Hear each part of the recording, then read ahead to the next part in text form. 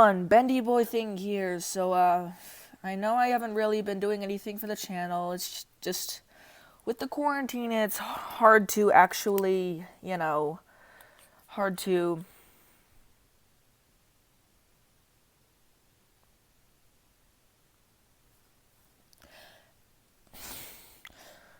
Hey everyone, Bendy Boy Thing here. I know I haven't really been doing anything for the channel, and it's just with the quarantine, it's hard to have the motivation to get things done, and animation is just a lengthy process, so instead I have a little treat for you guys. I wrote a short story that I wrote a short story for you guys called The Scarlet Snatcher, which is a short story that I want you guys to hear, and hopefully I can continue this as maybe a tiny series while this quarantine comes over. So yeah, please enjoy. A cold night. It was a usual type of weather that plagued where I now reside. Another cold fall evening. The feeling made me feel so alive.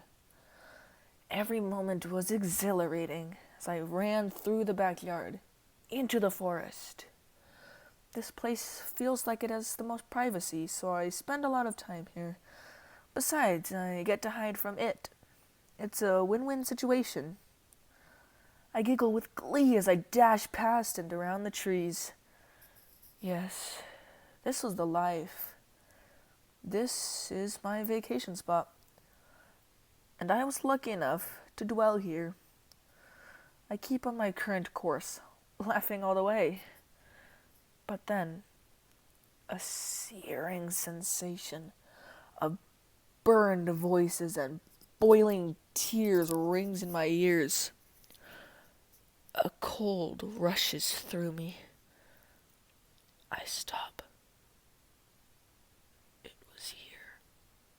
I dash twice as fast as I did before, but with a completely different tune.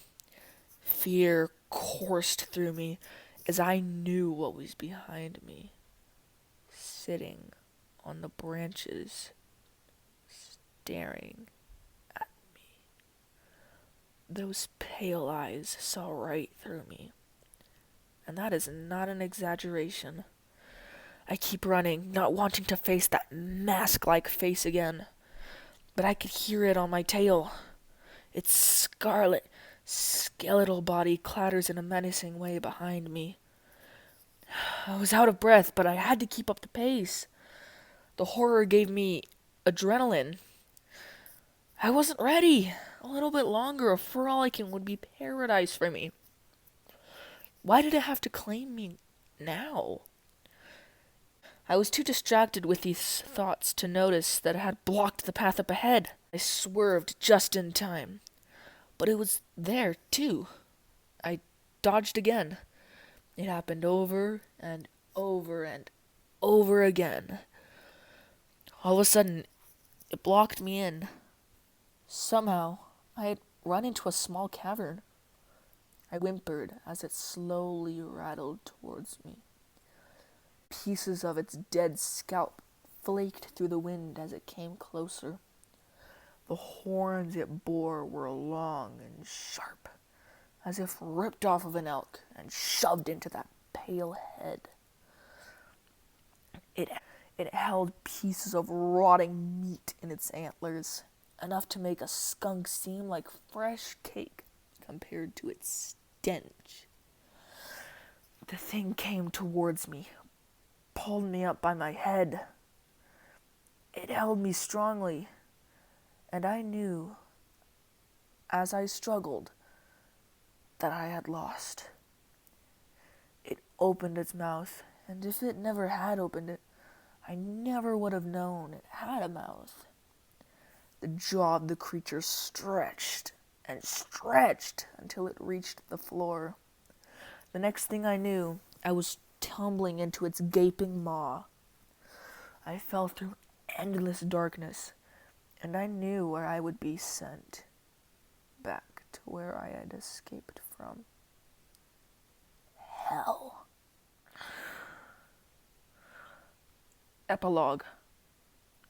I arrived at the house at 7:09 p.m. My neighbor had reported some strange activity in the forest he lived near. I stopped the car in front of the house. I walked up the couple stairs the house had to get to its door. I was about to knock when he shoved the door open. A man in his mid-50s had stared at me, eyes dry. The guy was in poor shape. I felt some sympathy for him. He gasped a sigh of relief and ushered me in. I wasn't really the social type, so I didn't know the guy all too well. All I had seen of him was the occasional him taking out the trash. I had questioned him. Everything he said made no sense. He rambled on about seeing a teenage ghost giggling in the forest. He said he couldn't believe his eyes, of course, so he followed the apparition. He said he saw something chasing the ghost. An unnatural creature, his direct quote. While he talked, I was stricken with how crazy one man could be. Until I saw it for myself.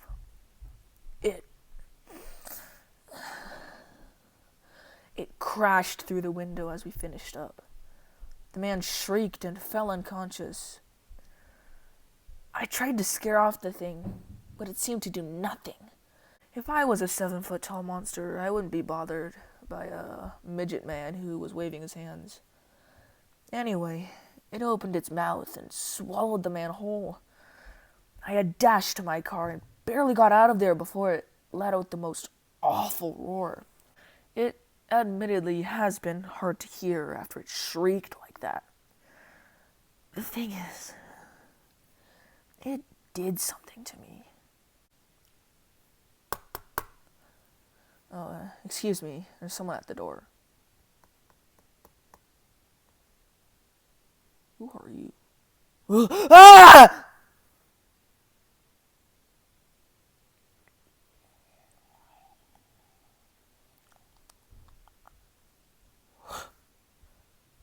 Save yourself. It's come for me. Come to finish me off. Goodbye.